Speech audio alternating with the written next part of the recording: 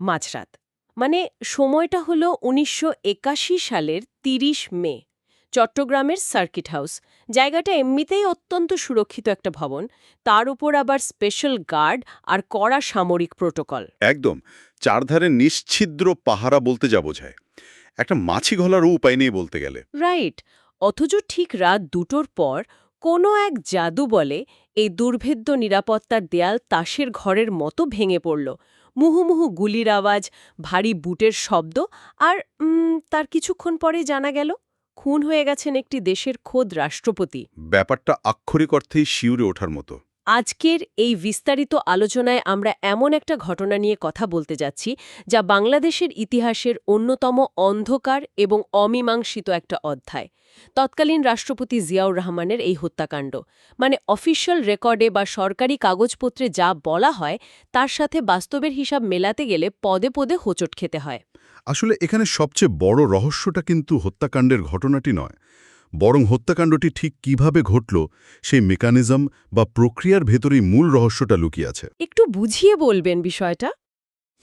ধরুন একটা রাষ্ট্রের সর্বোচ্চ ব্যক্তির নিরাপত্তা ব্যবস্থা, এটা এমনভাবে ডিজাইন করা হয় যা হুট করে বাইরের একদল লোক এসে ভেঙে ফেলবে, এটা বাস্তবে প্রায় অসম্ভব। আর ৪ দশকের বেশি সময় পার হয়ে যাওয়ার পরও এই ঘটনাটি নিয়ে মানুষের আগ্রহ না কমার মূল কারণ এটাই। তার মানে সাধারণ মানুষও কোথাও একটা আঁচ করতে পারে যে পুরো সত্যটা সামনে আসেনি। একদম তাই। মানুষ অবচেতনভাবেই বোঝে যে অফিসিয়াল রেকর্ডে আমাদের যা জানানো হয়েছে তার বাইরে বিশাল একটা অংশ এখনও অন্ধকারে রয়ে গেছে। আমাদের আজকের আলোচনার মিশনও ঠিক সেটাই। কোনো রাজনৈতিক পক্ষ না নিয়ে সম্পূর্ণ নিরপেক্ষ দৃষ্টিকোণ থেকে এই ঘটনার পেছনের সমীকরণগুলো খোঁজার চেষ্টা করা। মানে একটা রাতের মাত্র কয়েকটা ঘণ্টা কিভাবে একটা পুরো দেশের ভবিষ্যৎ গতিপাথ চিরতরে বদলে দিতে পারে, সেটা ভাবলেই অবাক লাগে। হ্যাঁ, আর এই ঘটনার শেকড় খুঁজতে গেলে আমাদের একটু পেছনে তাকাতে হবে। রাইট। আমাদের হাতে থাকা সূত্রগুলো বিশ্লেষণ করলে দেখা যায় জিয়াউর রহমান কোনো সাধারণ নাম নয়। ১৯৭১ সালের মুক্তিযুদ্ধের একজন সেক্টর কমান্ডার এবং স্বাধীনতার ঘোষণাপত্র পাঠের সাথে যুক্ত থাকার কারণে তার বিশাল একটা পরিচিতি ছিল। ঠিক। এরপর ১৯৭৫ সালে সেই চরম রাজনৈতিক পট পরিবর্তন আর অস্থিরতার ভেতর দিয়ে তিনি ধাপে ধাপে ক্ষমতার কেন্দ্রে উঠে আসেন। ১৯৭৭ সালে তিনি রাষ্ট্রপতি হন এবং ১৯৭৮ সালে নির্বাচনে জয়লাভ করেন। তবে এই উত্থানের পথটা কিন্তু মোটেও মসৃণ ছিল না। সামরিক বাহিনীর একজন অফিসার থেকে রাষ্ট্রপ্রধান হওয়ার এই যাত্রায় তাকে অসংখ্য বিদ্রোহ, পাল্টা অভ্যুত্থান আর ক্ষমতার লড়াই সামলাতে হয়েছে। ঠিক এই জায়গাটাতেই আমার মাথায় একটা উপমা ঘুরপাক খাচ্ছে। ক্ষমতার চূড়াকে আমার সবসময় অত্যন্ত উঁচু কিন্তু ভীষণ নড়বড় একটা মুয়ের মতো মনে হয়। নড়বড়ে মুই, ইন্টারেস্টিং। হ্যাঁ, মানে আপনি মই বেয়ে যত ওপরের দিকে উঠতে থাকবেন, চারপাশের দৃশ্য হয়তো অনেক সুন্দর লাগবে, কিন্তু একই সাথে নিচ থেকে সে মই ধরে নাড়া দেওয়ার শত্রুর সংখ্যাও জ্যামিতিক হারে বাড়তে থাকবে। আর ইতিহাস ঘাটলে এটা স্পষ্ট যে জিয়াউর রহমানের শত্রুর কোনো অভাব ছিল না। মুইয়ের উপমাটা কিছুটা হয়তো খাটে, কিন্তু সামরিক বা আধা সামরিক শাসনে ক্ষমতার চূড়াটা আসলে মুইয়ের চেয়ে বরং একটা প্রেসার কুকারের মতো কাজ করে। প্রেশার কুকার মানে ভেতরে বাষ্প জমতে থাকে। একদম। আপনি যত উপরে উঠবেন, ভেতরের অসন্তোষ বা চাপ তত বাড়তে থাকে। ক্ষমতার শীর্ষে থাকার মনস্তাত্ত্বিক দিকটা ভীষণ জটিল। সেখানে চারপাশের বন্ধু এবং শত্রুর মধ্যকার সীমারেখাটা পুরোপুরি মুছে যায়। ও আচ্ছা। যিনি হয়তো গতকাল আপনার জীবন বাঁচিয়েছেন, ক্ষমতার পালাবদলে তিনিই কাল আপনার সবচেয়ে বড় হুমকিতে পরিণত হতে পারেন। শীর্ষে থাকা মানেই হল একটা অদৃশ্য আতঙ্কের মধ্যে বসবাস করা। কারণ আক্রমণটা ঠিক কোন দিক থেকে আসবে আর কে করবে তা অনুমান করা প্রায় অসম্ভব হয়ে দাঁড়ায়। এই অদৃশ্য শত্রুদের উপস্থিতির কারণেই বোধহয় ২৯শে মে ১৯৮১ সালের চট্টগ্রামের সেই সাধারণ সফরটি দেশের ইতিহাসের অন্যতম বড় ট্র্যাজেডিতে রূপ নেবার ক্ষেত্র প্রস্তুত করেছিল। হ্যাঁ, সেদিন তিনি দলীয় কার্যক্রমে অংশ নিতে চট্টগ্রামে আসেন। সারাদিনের ব্যস্ততা শেষে তিনি বিশ্রামের জন্য ওই সার্কিট হাউসকে বেছে নেন। কিন্তু আমি একটা জিনিস কিছুতেই মেলাতে পারছি না। কোন বিষয়টা? একজন রাষ্ট্রপতির চারপাশে তো প্রেসিডেন্সিয়াল গার্ড বা পিজিআরের মতো একটা দুর্ভেদ্য দেয়াল থাকে। রাত ২টোর সময় সেই দেয়াল কোনো রকম বড় ধরনের প্রতিরোধ ছাড়াই কিভাবে ধসে পড়তে পারে? মানে এটা কি নিছকই নিরাপত্তার দায়িত্বে থাকা রক্ষীদের চরম গাফিলতি?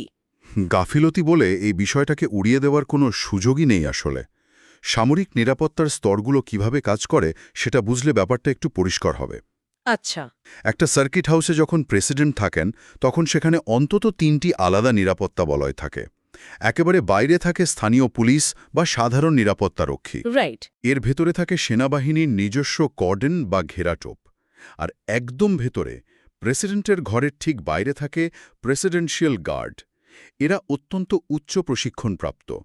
এদের একমাত্র কাজ হল যে কোনো মূল্যে ভিআইপিকে রক্ষা করা। তাহলে সেই রাতে এরা সবাই ফেল করল কিভাবে? মানে এতগুলো স্তর কিভাবে পার হলো? এখানেই আসে সেই বিখ্যাত ব্যাংক ভল্টের অ্যানালজি। ধরুন একটা অত্যন্ত সুরক্ষিত ব্যাংক ভল্টের দরজা। আপনি বাইরে থেকে যতই শক্তি প্রয়োগ করে ভাঙার চেষ্টা করেন না কেন, সেটা প্রায় অসম্ভব। হ্যাঁ, তা তো বটেই। কিন্তু সেই ভল্ট যদি কেউ ভেতর থেকে ইচ্ছাকৃতভাবে খুলে রাখে, এই এতগুলো স্তরের নিরাপত্তা ভেদ করে সশস্ত্র একটি বিদ্রোহী দলের ভেতরে ঢুকে পড়া বাইরের আক্রমণ দিয়ে কোনোভাবেই সম্ভব নয়। ওহ! তার মানে আপনি বলতে চাইছেন? এর জন্য প্রয়োজন ভেতরের নিখুঁত মানচিত্র সম্পর্কে পরিষ্কার ধারণা, ডিউটি রোস্টের সম্পর্কে আগাম তথ্য, আর সবচেয়ে বড় কথা, ভেতরের মানুষের সক্রিয় সহায়তা। তার মানে আমরা নিশ্চিতভাবেই বলতে পারি যে এটি কোনো সাধারণ বা আকস্মিক আক্রমণ ছিল না। একটা নির্দিষ্ট ছক ধরে ভেতরকার মানুষের সহায়তায় এই কাজটা করা হয়েছে। একদম তাই। আর যখনই আমরা এই ভেতরকার সহায়তার প্রশ্নটির উত্তর খুঁজতে যাই, তখনই সরকারি ভাষ্যের সবচেয়ে বড় ফাঁকগুলো চোখে পড়ে। আমাদের সূত্রগুলো বলছে, ঘটনার পর থেকে আজ পর্যন্ত এই রহস্যের মূলত ৩টি অমীমাংসিত স্তর নিয়ে সবচেয়ে বেশি আলোচনা হয়েছে। প্রথম স্তরটাই আসলে সবচেয়ে বড় প্রশ্নের জন্ম দেয়। এই হত্যাকাণ্ডের মূল পরিকল্পনাকারী আসলে কে ছিলেন? অফিসিয়াল রেকর্ড বলছে চট্টগ্রামের তৎকালীন জিওসি মেজর জেনারেল আবুল মঞ্জুর ছিলেন এই হত্যার মূল হোতা। দাঁড়ান, একটু থামাই আপনাকে। সাধারণ শ্রোতারা হয়তো জিওসি পদটার গুরুত্ব ঠিকমতো উপলব্ধি করতে পারবেন না। একজন জিওসি বা জেনারেল অফিসার কমান্ডিং বলতে আসলে কি বোঝায়? একজন জিওসি হলেন একটি নির্দিষ্ট সেনানিবাস বা ডিভিশনের সর্বাধিনায়ক। মানে তার কমান্ড বা নির্দেশের বাইরে ওই এলাকায় একটা পাতাও নড়ে না। সামরিক কাঠামোতে জিওসি অত্যন্ত ক্ষমতাধর একজন ব্যক্তি। বুঝতে পেরেছি। মেজর জেনারেল মঞ্জুর ছিলেন তেমনই একজন দুর্ধর্ষ এবং প্রভাবশালী মুক্তিযুদ্ধ অফিসার। তাহলে আমার প্রশ্ন হল, একজন জেনারেল কি জানেন না যে একটা দেশের ক্ষমতাসীন প্রেসিডেন্টকে খুন করলে পুরো দেশের সামরিক বাহিনী, নৌবাহিনী, বিমান বাহিনী সবাই তার বিরুদ্ধে চলে যাবে? ঠিক পয়েন্ট ধরেছেন। তিনি কি সত্যি একা এমন একটা আত্মঘাতী সিদ্ধান্ত নিতে পারেন? এটাই এই ঘটনার সবচেয়ে দুর্বল দিক। সামরিক বাহিনীর একজন উঁচু পদমর্যাদার কর্মকর্তা শুধুমাত্র ব্যক্তিগত ক্ষোভ থেকে রাষ্ট্রপ্রধানকে হত্যার মতো এত বড় ঝুঁকি একা নেবেন, এটা সামরিক কৌশলের সাথে একেবারেই মেলে না। রাইট। একটা সফল কূ করতে গেলে তো রাজধানী দরকার। একদম। একটা সফল সামরিক অভ্যুত্থান করতে গেলে রাজধানী ঢাকার নিয়ন্ত্রণ নেওয়াটা সবার আগে জরুরি। শুধু চট্টগ্রামে বসে প্রেসিডেন্টকে হত্যা করে ক্ষমতা দখল করা সম্ভব নয়। এই সাধারণ সমীকরণটা একজন জেনারেল বুঝবেন না, এটা বিশ্বাস করা খুব কঠিন। তাহলে এর মানে কি দাঁড়ায়? এর মানে দাঁড়ায়, হয় তিনি কারুর কথায় প্ররোচিত হয়েছিলেন, অথবা এর পেছনে আরও শক্তিশালী কোনো অদৃশ্য হাত বা বৃহত্তর কোনো নেটওয়ার্ক কাজ করছিল, যারা হয়তো তাকে সমর্থন দেওয়ার কথা দিয়েও পরে সরে গেছে। আর সবচেয়ে হতাশার বিষয় হল, এই সমীকরণটা আমরা হয়তো আর কখনোই জানতে পারব না। কারণ ঘটনার পরপরই পুলিশ হেফাজতে থাকা অবস্থায় জেনারেল মঞ্জুরের রহস্যজনক মৃত্যু ঘটে। হ্যাঁ, ঠিক তাই। এটা ভাবলে আমার কোনো টানটান থ্রিলার সিনেমার সেই ক্লাইম্যাক্স দৃশ্যের কথা মনে পড়ে যায়, যেখানে সব রহস্যের জট যে খুলবে, সেই একমাত্র মূল সাক্ষী কথা বলার ঠিক আগ মুহূর্তেই তাকে সরিয়ে দেওয়া হয়। একটা দেশের হাই প্রোফাইল বন্দী পুলিশের হেফাজতে খুন হয়ে যায় কিভাবে? যখন মূল অভিযুক্ত বা সবচেয়ে গুরুত্বপূর্ণ সাক্ষী বিচারের আগেই এভাবে মারা যায় বা তাকে মেরা ফেলা হয়, তখন সেটার কাকতালীয় থাকে না। একদমই না। তখন পুরো বিচার প্রক্রিয়া নিয়েই একটা বড় প্রশ্নবোধক চিহ্ন তৈরি হয়। এটা ক্লাসিক কভার আপ বা ধামাচাপা দেওয়ার কৌশল। হেফাজতে মৃত্যুর এই ঘটনাটি প্রমাণ করে যে এমন কোনো রাঘবওয়াল বা এমন কোনো শক্তি এর পেছনে ছিল, যারা চাইছিল না মঞ্জুর জীবিত অবস্থায় কাঠগড়ায় দাঁড়ান। কারণ তিনি মুখ খুললে হয়তো থলের বিড়াল বেরিয়ে আসত। ঠিক বলেছেন। এই ধামাচাপা দেওয়ার বিষয়টা রহস্যের দ্বিতীয় স্তরে গিয়ে আরও প্রকট হয়। সার্কিট হাউসের সেই রাতে নিরাপত্তার বলয় ভাঙার সমীকরণটা আমরা একটু আগে ভেতরের মানুষের সহায়তার কথা বলছিলাম। হ্যাঁ, সেই রাতে আসলে কারা ডিউটিতে ছিলেন, কারা আক্রমণকারীদের দেখে প্রথম পালিয়েছিল, আর সবচেয়ে বড় কথা, প্রেসিডেন্টের ঘরের দরজা বা সার্কিট হাউসের ভেতরের গেটগুলো কারা খুলে দিয়েছিল। এতগুলো বছর পেরিয়ে যাওয়ার পরও এই সুনির্দিষ্ট প্রশ্নগুলোর কোনো সন্তোষজনক জবাব আজ পর্যন্ত জনসম্মুখে আসেনি। জবাব না আসার একটা বড় কারণ হল রহস্যের তৃতীয় স্তর, যথাযথ প্রমাণের অভাব এবং তথ্য গোপন করা। বিচার তো হয়েছিল, তাই না? ঘটনার পর সামরিক আদালতে বিচার হয়েছিল ঠিকই, অনেক সামরিক কর্মকর্তাকে তড়িঘড়ি করে ফাঁসিও দেওয়া হয়েছিল, কিন্তু পুরো বিচার প্রক্রিয়াটা হয়েছিল চরম গোপনীয়তার মধ্যে। যারা সরাসরি ঘটনাস্থলে উপস্থিত ছিলেন কিংবা যারা সেই রাতে ডিউটিতে ছিলেন, তাদের পূর্ণাঙ্গ জবানবন্দি কেন কখনো জনসমক্ষে প্রকাশ করা হলো না? জবানবন্দি গোপন রাখার মানেই তো হল সাধারণ মানুষকে সত্য জানার অধিকার থেকে বঞ্চিত করা, তড়িঘড়ি করে বিচার শেষ করা, আর সাক্ষীদের জবানবন্দি লুকিয়ে ফেলার এই প্রবণতা থেকেই বোঝা যায় অফিসিয়াল রেকর্ডের বাইরে বড় কোনো সমীকরণ কাজ করছিল। হ্যাঁ, একদম তাই। আর যখন দাপ্তরিক ইতিহাসে এত বড় বড় ফাঁক থাকে, মূল চরিত্রদের যখন চিরতরে নীরব করে দেওয়া হয়, তখন সেই শূন্যস্থান পূরণ করতে স্বাভাবিকভাবেই নানা তত্ত্ব বা থিওরির জন্ম হয়। মানুষ চারপাশের ঘটনা প্রবাহ দিয়ে নিজেদের মতো করে হিসেব মেলাতে চেষ্টা করে। তবে এই তত্ত্বগুলো কিন্তু একেবারে ভিত্তিহীন নয়। আমাদের সূত্রগুলো বলছে যে গত 4 দশক ধরে মূলত 3টি প্রধান তত্ত্ব এই হত্যাকাণ্ডের পেছনের কারণ হিসাবে সবচেয়ে বেশি আলোচিত হয়ে আসছে। তো চলুন এই তথ্যগুলোর একটু ব্যবচ্ছেদ করা যাক। প্রথম তথ্যটি হল, এটি ছিল সেনাবাহিনীর অভ্যন্তরীণ দ্বন্দ্বের চূড়ান্ত বহিঃপ্রকাশ। ঠিক। বিভিন্ন সূত্রে বলা হয়, জিয়াউর রহমান ক্ষমতায় আসার পর সামরিক বাহিনীতে নিজের পছন্দের এবং অনুগত লোকদের গুরুত্বপূর্ণ পদে বসাচ্ছিলেন। অন্যদিকে যারা পুরনো অফিসার ছিলেন, বিশেষ করে যারা মুক্তিযোদ্ধা অফিসার ছিলেন, তারা বিভিন্ন কারণে নিজেদের কোণঠাসা বা বঞ্চিত মনে করছিলেন। এই ক্ষোভ থেকেই কি চট্টগ্রামে ওই বিদ্রোহের সূত্রপাত? এই তথ্যটার বেশ জোরালো একটা ভিত্তি আছে। সে সময়ের সামরিক বাহিনীতে বেশ কয়েকটি উপদল বা ফ্যাকশনস তৈরি হয়েছিল।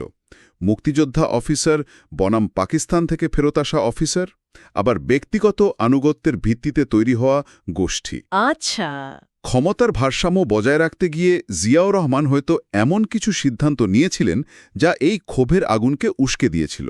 জেনারেল মঞ্জুরকে অনেকেই সেই ক্ষুব্ধ এবং বঞ্চিত গোষ্ঠীর একজন প্রতিনিধি হিসেবে দেখেন। কিন্তু দ্বিতীয় যে তত্ত্বটি রয়েছে, সেটি এই ঘটনাকে শুধু দেশের ভেতরের কোন্দল হিসাবে দেখে না, বরং এটাকে আন্তর্জাতিক সমীকরণে নিয়ে যায়। এই তত্ত্বে বলা হয়, হত্যাকাণ্ডের পেছনে বিদেশি বা আঞ্চলিক কোনো পরাশক্তির হাত ছিল।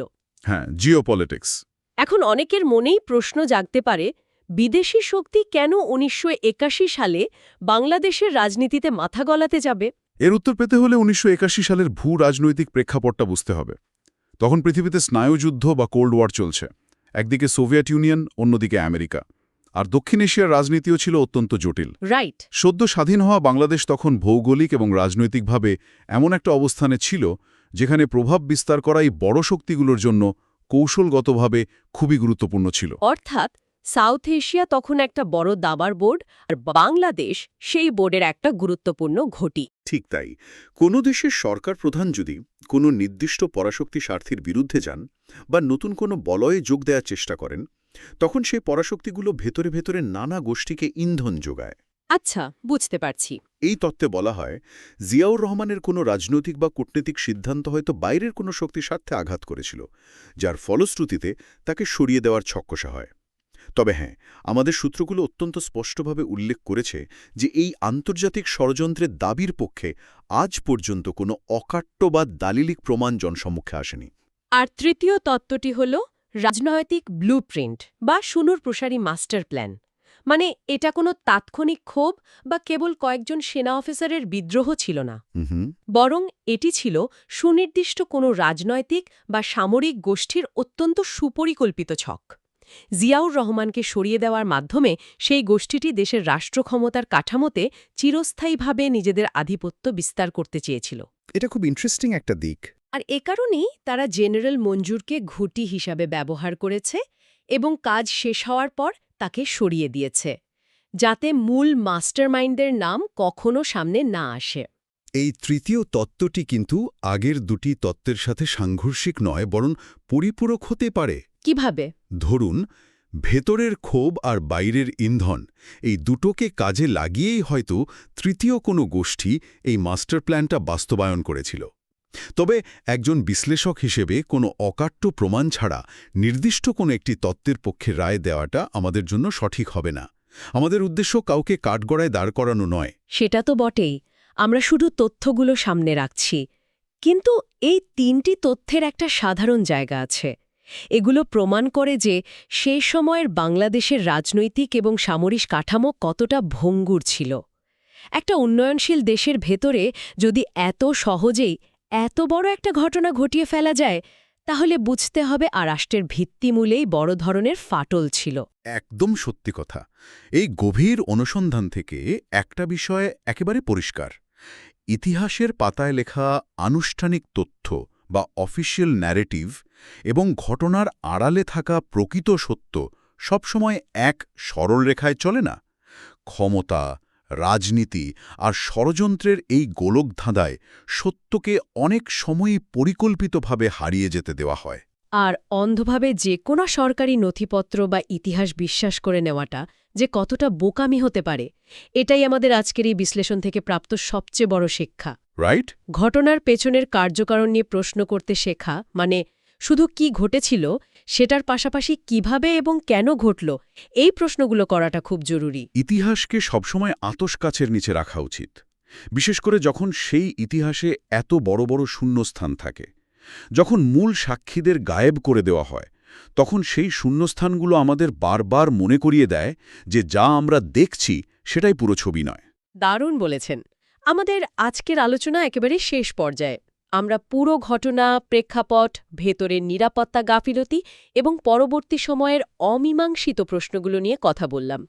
এই সব কিছুর পর এই অমীমাংসিত সত্য নিয়ে চিন্তা করার জন্য আমি শুধু একটি শেষ কল্পনার কথা বলতে চাই।